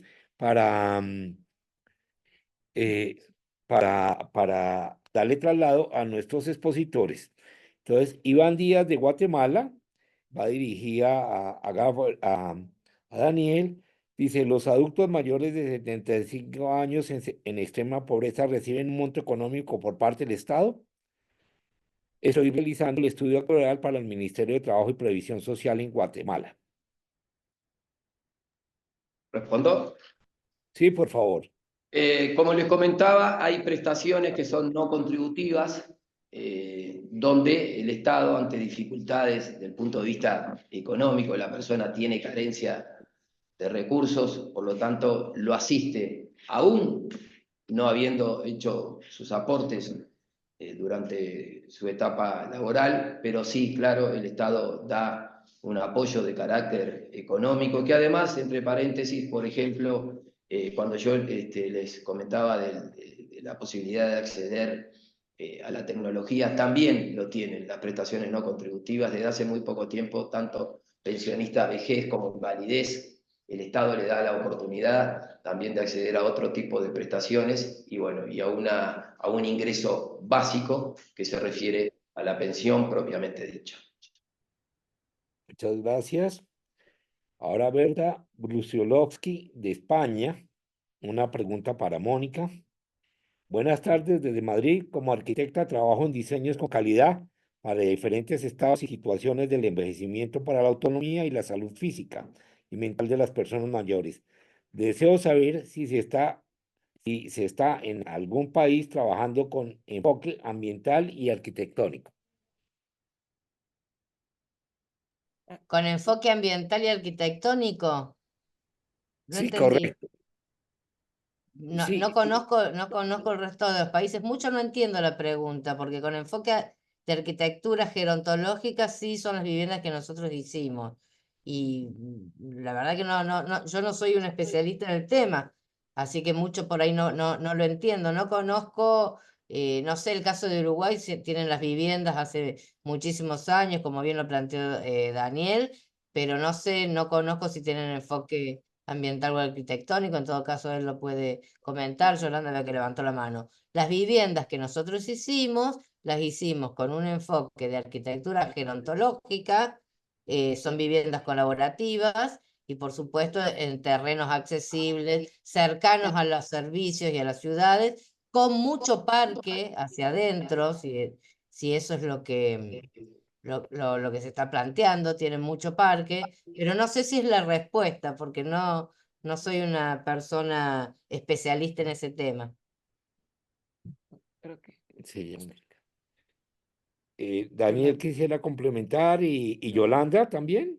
Bueno, sí, aprovecho la oportunidad y mayoritariamente los complejos habitacionales de BPS se buscan hacer construir cerca de centros hospitalarios, próximo al centro de las ciudades. La inmensa mayoría están, ¿sí?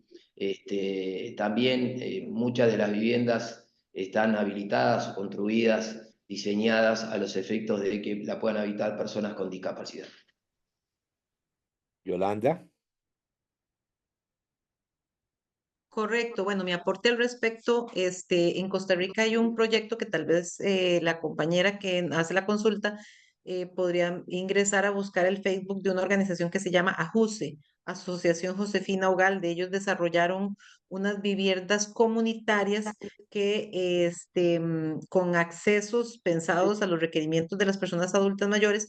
Casualmente no está en una zona urbana, está ubicada muy cerca de la playa, porque allá fue donde nació el proyecto y se busca poder replicar este proyecto con ayuda y apoyo de al menos acá del Instituto de Vivienda y Urbanismo, del INBU, con aportes estatales, porque el programa es de bien social. Y ha resultado muy bien y ha tenido la participación de arquitectos, y ya la Escuela de Arquitectura de la Universidad de Costa Rica ha tenido muchos estudiantes desarrollando proyectos de viviendas pensadas para adultos mayores. Y en Costa Rica también podría meterse tal vez a buscar por ahí en internet lo que tiene que ver con ciudades amigables en Costa Rica, que es un proyecto que aquí en Costa Rica está tomando mucha fuerza. De hecho, las municipalidades se certifican si cumplen con ciertos ítems que requiere esta población, ¿verdad?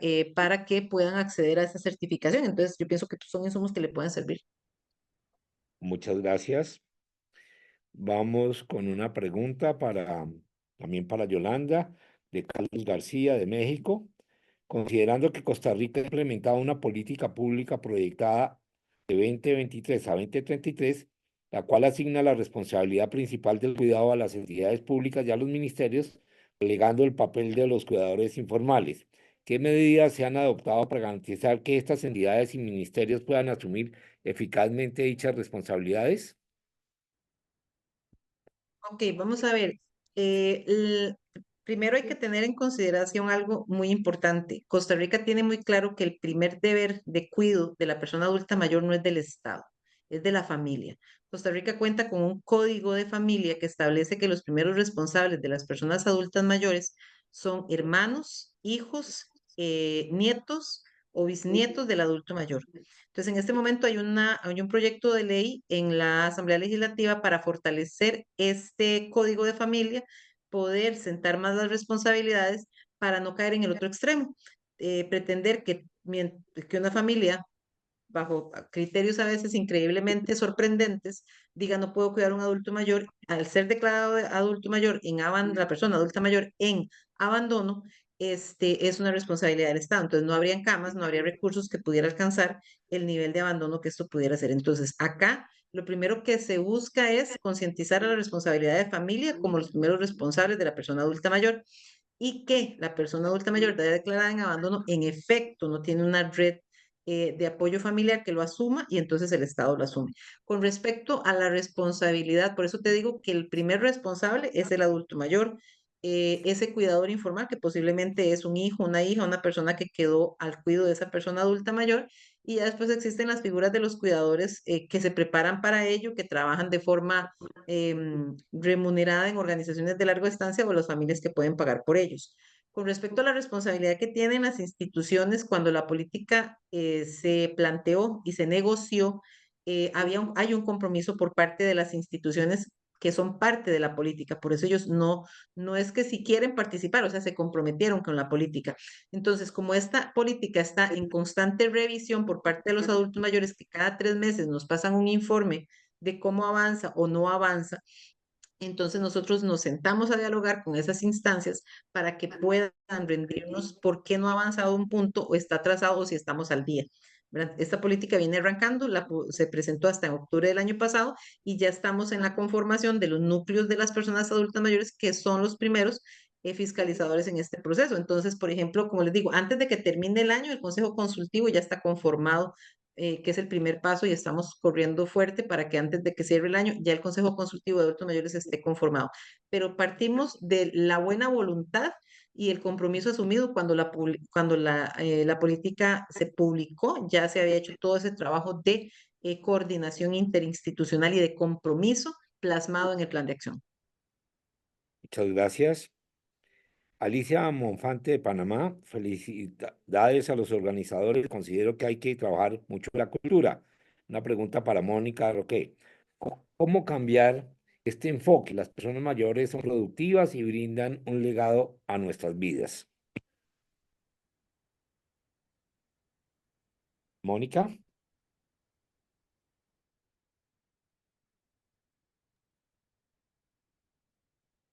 tal vez conexión con Mónica. Mónica, ¿tienes cerrado el micrófono? No, bueno. No, más bien yo creo que se congeló.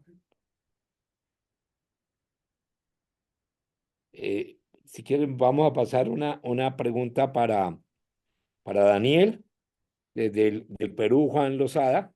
Buenas tardes desde el Perú. A los ponentes, muchas de las acciones actuales en el campo de los derechos de las personas mayores tienen una visión sobre aquellos que han ejercido una profesión, oficio o trabajo remunerado a lo largo de su vida productiva. Sin embargo, en muchas realidades latinoamericanas esto no es así. Hay gran cantidad de personas mayores que no han tenido trabajo formal. Quisiera su opinión. Gracias.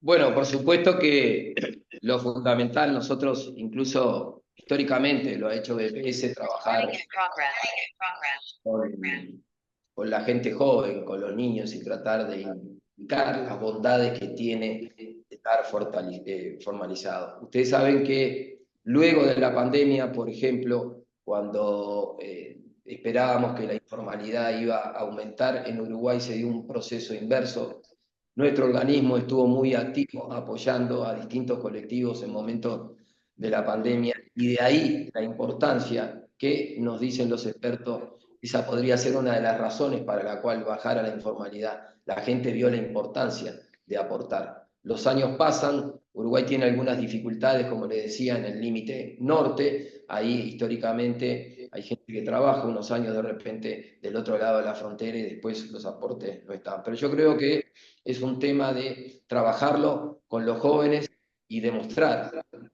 BPS o el sistema de seguridad social en nuestro país no es solo jubilaciones y pensiones, hay una cantidad de prestaciones de actividad que se dan a lo largo de la vida. Así que yo creo que pasa por persuadir y por informar a la gente las bondades que tiene hacer sus aportes jubilatorios en tiempo informal.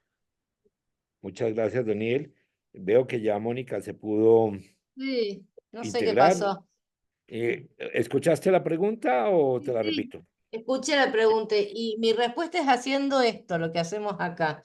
Nosotros necesitamos hacer mucha promoción de lo que es la vejez y el envejecimiento con datos estadísticos. Hay que hacer investigaciones también, porque estos datos que yo arrojo sobre la cantidad de emprendedores, sobre lo que se invierte en salud, en personas mayores y en seguridad social, pero también comparado con con lo que ellos aportan, necesitamos más investigaciones para demostrar lo productiva que es la vejez, ¿no? Y lo importante que es la vejez, y muchas charlas de sensibilización. También hay que empoderar a las personas mayores. Las propias personas mayores son las que tienen que hacer, así como nació el feminismo y demostró que las mujeres valíamos y mucho, también tiene que haber un movimiento fuerte de personas mayores que estén proclamando y exigiendo sus derechos. Muchas gracias. Una pregunta para Yolanda. Nuestro país No presentó... está conectada, no la veo. ¿Yolanda se desconectó?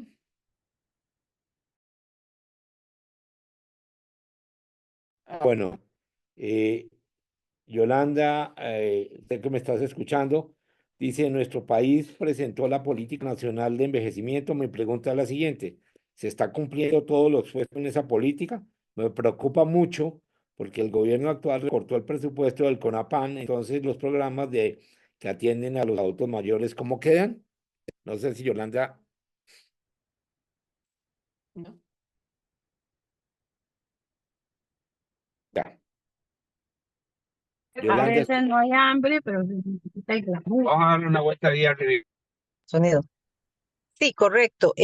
Bueno, para dar respuesta a la consulta, básicamente el presupuesto no ha sido recortado. De hecho, siempre o puede pasar, ¿verdad? Que a nivel presupuestario en algún momento hay un recorte de presupuesto, pero en este momento el gobierno asegura los presupuestos establecidos ya desde el año pasado para el año 2024 y tenemos ya seguridad de parte de Hacienda, del Ministerio de Hacienda, que los presupuestos asignados para el Consejo Nacional de la Persona Adulta Mayor para el año 2025 se contemplan. Recordemos que nosotros dependemos de la recaudación del Estado bajo las dos leyes, que es la ley que recauda desde los impuestos de cigarros y ligores y de 71, 72, 7972 y de la ley 9188, que es la ley de asignaciones familiares, ¿verdad? De FODESAF, pero hasta el momento, como le indico, no tenemos indicación de que haya habido un recorte de estos presupuestos y contamos con los recursos que ya han sido asignados, ¿verdad? Para los otros años 26 habría que esperar en aquel momento, pero de momento, como le indico, 24, 2025 tenemos los recursos asignados y asegurados por parte del Ministerio de Hacienda. Y sí, tomamos este proyecto o esta política con la mejor actitud y el mejor deseo de que pueda ejecutarse de la mejor forma. Sabemos que es una población creciente que esperamos que los recursos año con año puedan incrementarse, no al nivel que nosotros queremos, porque como le indico, depende de la recaudación de estas dos leyes, a través de estos dos mecanismos que nosotros recibimos recursos. Admiro mucho y me gustó mucho la posición de doña Mónica cuando decía que es una población que no es un gasto, sino que realmente ellos aportaron en su momento y que hoy por hoy la sociedad y el país y cada nación debe de reintegrarles en mejores servicios de atención, devolverles lo que ellos ya nos dieron como país y como personas desde sus áreas y merecen, por tanto, toda la inversión de reintegro, de devolución, porque así lo merecen.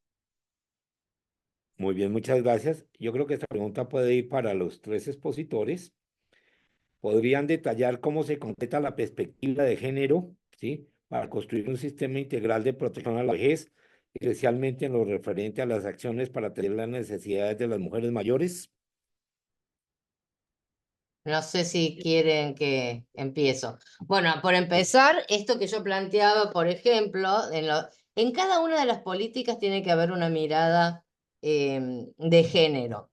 Entonces, cuando hablamos de violencia, sepamos que las personas que más violentadas son las mujeres. ¿Cuántos centros de abordaje a las violencias de personas mayores hay en la región? Uno solo lo tiene Argentina, que lo hicimos nosotros en PAMI, un centro específico de abordaje a las violencias de género y diversidad sexual para personas mayores, no hay en nuestra región. Nosotros esto lo hicimos en la gestión que estuve cuando estuve en PAMI. No es lo mismo el abordaje a las violencias en mujeres de 30, 40, 20, inclusive 50, que de mujeres de 60, 80, 90. La mirada es absolutamente diferente, el abordaje es diferente y la gente tiene que estudiar una especialidad diferente. Entonces, si voy a armar una política para combatir la violencia de género, tengo que pensar en las mujeres mayores. Si voy a armar un programa de salud sexual y reproductiva, tengo que pensar en salud sexual reproductiva y no reproductiva, porque las personas mayores, los varones reproducen hasta hasta edades muy avanzadas, las mujeres ya no tanto a partir de los 60, pero todos los programas de salud sexual y reproductiva son hasta los 45 años en las mujeres, 55 en los varones. Entonces, tengo que hacer educación sexual, no es solamente las personas jóvenes. La educación sexual integral tiene que ser en personas mayores y pensar en las mujeres, porque en mi país el grupo que más aumentó el HIV, del grupo de personas mayores que aumentó el HIV, no disminuyó, cuando en los otros grupos por ahí disminuye, en las personas mayores aumentó, el que más aumentó es en las mujeres. Entonces, digo, cuando hablamos de seguridad social y sabemos que una de cada 11 mujeres, en mi país al menos, completa los 30 años de aporte que son obligatorios para adquirir una jubilación, entonces ahí tengo que poner justamente una política de inclusión a las mujeres. ¿Cuál es? Reconocerle la cantidad de hijos e hijas e hijes que tiene en el reconocimiento de los años de aporte a la seguridad social. Cuando tengo que trabajar, cuando tengo que generar programas de trabajo y, por supuesto, romper el techo de cristal, el piso pegajoso y la escalera rota que tenemos las mujeres de acuerdo a la condición. Podría hablar horas de esto, lo dejo acá, pero podría hablar horas porque el grupo más discriminado de todos los grupos que hay en la vida humana es el de las mujeres mayores. Muchas gracias, Mónica. Daniel. En un momento de la intervención se dijo por ahí, Uruguay tiene, por ejemplo, reconoce 1 año por hijo a los efectos jubilatorios, por un máximo de 5, y luego el organismo en particular genera algunas políticas basadas en género. Hay una directora justamente, que es la que se encarga del área, que además comparte con otras instituciones del Estado y también con los funcionarios del Banco de Previsión Social que trabajan en la materia. Muchas gracias. Yolanda. Se volvió a desconectar. Sí, básicamente coincido con Mónica. Vamos a ver, lastimosamente nos cuesta tener esa claridad, ¿verdad? En una sociedad lastimosamente que continúa siendo muy machista, con una visión totalmente distinta de la mujer. Entonces, ser mujer, ser adulta mayor, y si le agregamos a esto otras variables como su orientación sexual, ¿verdad? Se vuelve todavía más se va cerrando, ¿verdad? Este embudo de que vemos todavía con otra visión, con otros lentes a la población adulta mayor. Entonces, definitivamente, al menos en la construcción de la política de envejecimiento y vejez de nuestro país, participó el Instituto, el INAMO, ¿verdad? Que para poder resguardar esa visión, pero dentro del grupo de las mujeres, la población adulta mayor debe de tener totalmente una visión de abordaje diferente, que creo que con el paso del tiempo esperamos en Dios que podamos ir tomando esa conciencia de que nuestra población adulta mayor, en el caso de las mujeres adultas mayores, debe de tener una visión muy clara de que sus variables y sus requerimientos son totalmente distintos y deben de ser tomados en cuenta esas variables particulares de nuestra población adulta mayor de mujeres. Muchas gracias. Esto más que una pregunta me parece que nos lleva a una reflexión. Voy a leer de Jorge Luis López. Me parece que en general solo están considerando a la población de adultos mayores funcionales. Pero ¿qué sucede con aquellas personas mayores que presentan de algún grado de discapacidad o una discapacidad mayor? Por ejemplo, problemas de movilidad y o deterioro cognitivo. Yo pues entiendo que en el caso del BPS pues hay acciones concretas, pero supongo que de igual manera pasa en la Argentina y en la propia Costa Rica. Quisiera de pronto que se refirieran un poquito más específicos si conocen algunas experiencias o algunas acciones para responder a la inquietud de Jorge Luis. Sí, sí, claro. Yo planteé ahí en el artículo 12 las políticas de cuidado, lo que pasa es que no quería explayarme tanto, pero por supuesto Argentina, el primer programa de cuidados domiciliarios que surge en la región de América Latina, de América Latina es el de Argentina en el año 1996, con el Ministerio de Desarrollo Social. Entonces tiene ya, imaginémonos, muchísimos años. Y PAMI, que es el seguro de la obra social, el seguro de salud sociosanitario, donde yo estuve los últimos 4 años, sí tiene un programa de atención en domicilio que tiene más de 50.000 personas que le da el subsidio para pagar el cuidado o cuidadora, tiene un programa de internación inclusive domiciliaria, tiene centros de día. Nosotros, como les comentaba, cuando hicimos el convenio para desarrollar las viviendas, construimos así como planteamos 100 centros, 100 complejos de vivienda con 100 centros de día, porque los centros de día son escasos. Hoy PAMI tiene alrededor de 70, contrata, ¿no? No son propios, sino que contrata la prestación de 70 centros de día, pero es una prestación en general en toda la región, es una prestación sumamente escasa, un servicio que prácticamente no hay desarrollo, es muy incipiente y sin embargo es sumamente necesario.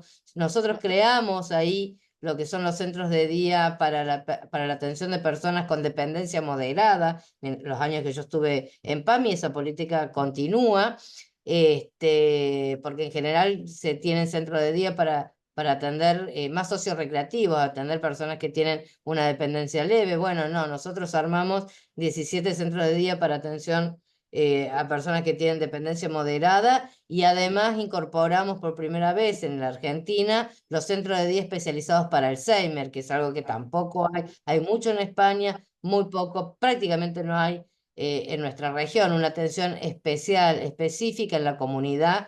Como dije al principio, la atención tiene que ser fundamentalmente comunitaria. Y aquellas personas que tienen una dependencia severa van a las residencias de larga estadía.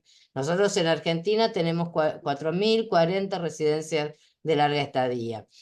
PAMI tiene contratadas 560 residencias. ¿Qué hicimos desde PAMI? Hicimos un cambio en el paradigma y en el modelo de atención, donde, como comenté en su momento, son residencias libres de sujeciones, se prohibieron más de 3 camas, se priorizaron las habitaciones individuales o dobles con baños privados, se exige la capacitación de todas las personas que trabajan en residencia, el médico en geriatría, el psicólogo, psicóloga en gerontología, cuidadores, digo, se dio un cambio institucional sumamente importante donde se obliga a las residencias que contrata PAMI a tener requisitos de calidad sumamente importantes. Y después en el resto de las residencias ya dependen de cada jurisdicción, porque la Argentina es un país federal, como lo es México, por ejemplo, y cada provincia tiene su propia ley que regula justamente el trabajo en cuidados en domicilio, residencias y centro de día. Esta es la política que hicimos nosotros en PAMI. Muchas gracias, Mónica. Daniel o Yolanda, ¿Puedo agregar? Eh, adelante. Bueno, Yolanda, si tú querés, sí, te sigo yo después. Sí, ok, gracias por cederme la palabra.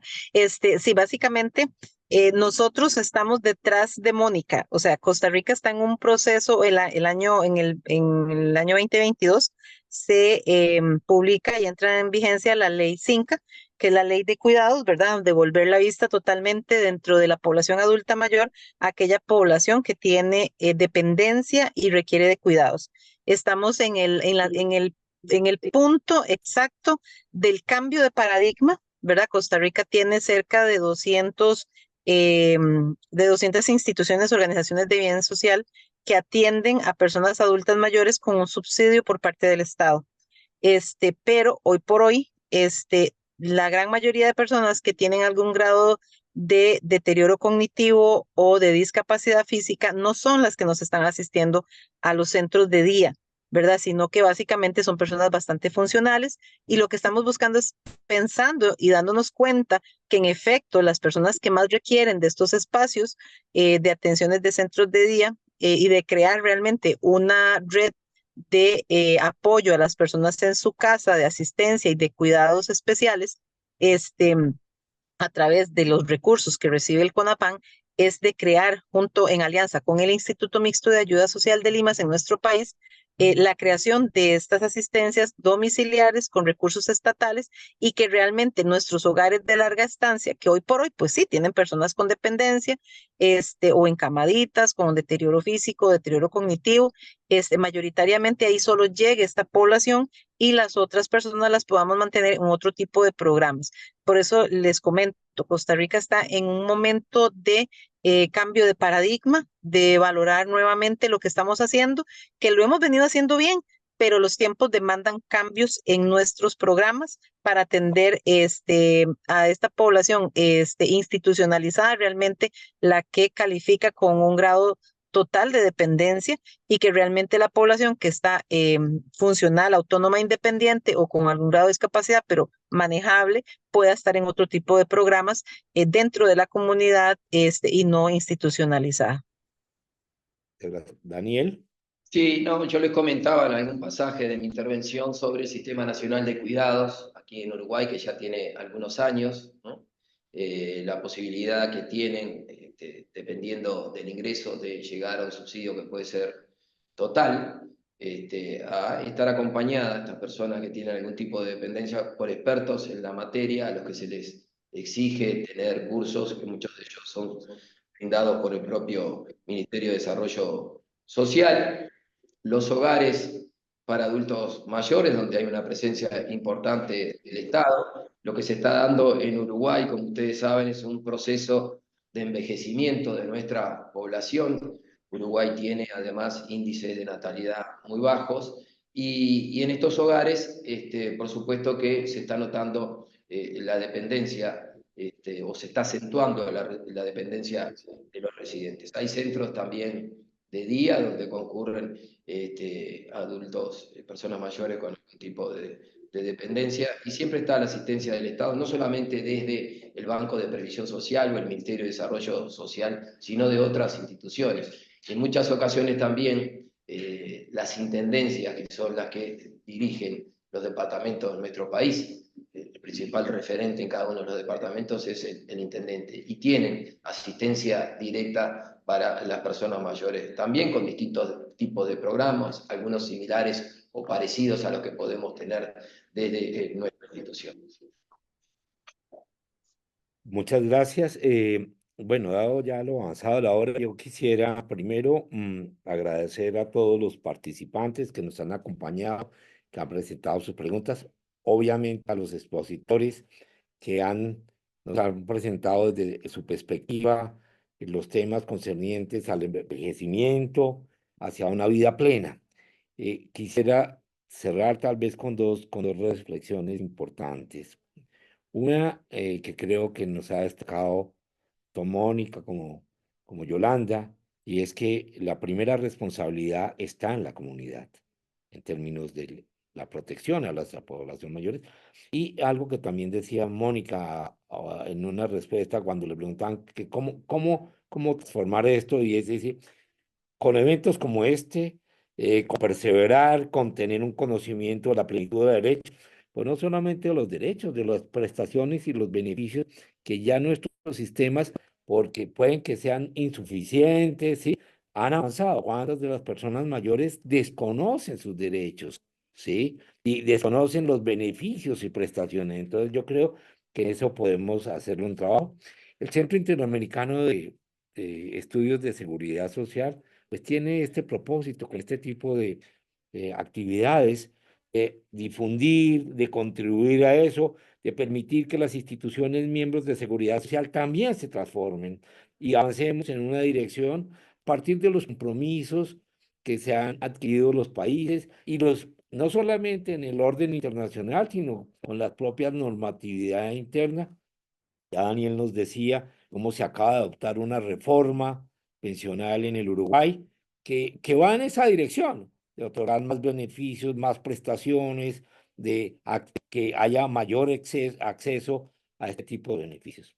A todos, nuevamente, reiterarles mi agradecimiento a los expositores por sus intervenciones, por sus aclaraciones, a las personas que nos han acompañado. Lamentablemente no tenemos el tiempo para presentar todas las preguntas que quisiéramos que nos resolvieran, ¿sí? Ya Mónica en una respuesta decía, aquí me puedo pasar el resto del día, ¿sí? Y a todos queremos invitarlos a que visiten nuestra página, que vean nuestras ofertas de programas de formación. Pronto estamos abriendo un diplomado en riesgos laborales y sistemas de gestión y seguridad social en el trabajo. Aquí valdría la pena vinculando este tema a lo que hemos observado, y es que las personas adultas también tienen derecho al trabajo y a que éste se desarrolle en condiciones seguras. Muy probablemente eso tendrá que generar actitudes, cambios en las organizaciones, porque las condiciones propias de cada individuo pues llevarán a ese propósito. Le agradecemos a todos su dedicación y esfuerzos, ¿sí? Porque sé que todos tenemos un aporte y debemos contribuir a este proceso de transformación de nuestras sociedades, donde no me gusta el término, pero lo voy a decir, reivindiquemos los derechos de las personas mayores. No es que se los otorguemos, sino que los concretemos, los realicemos y los reconozcamos como miembros activos de nuestras sociedades que no solamente han contribuido en el pasado, sino que siguen Exacto. contribuyendo y construyendo sociedad y construyendo experiencia y contribuyendo a la riqueza de nuestros países. A todos, nuevamente, muchas gracias.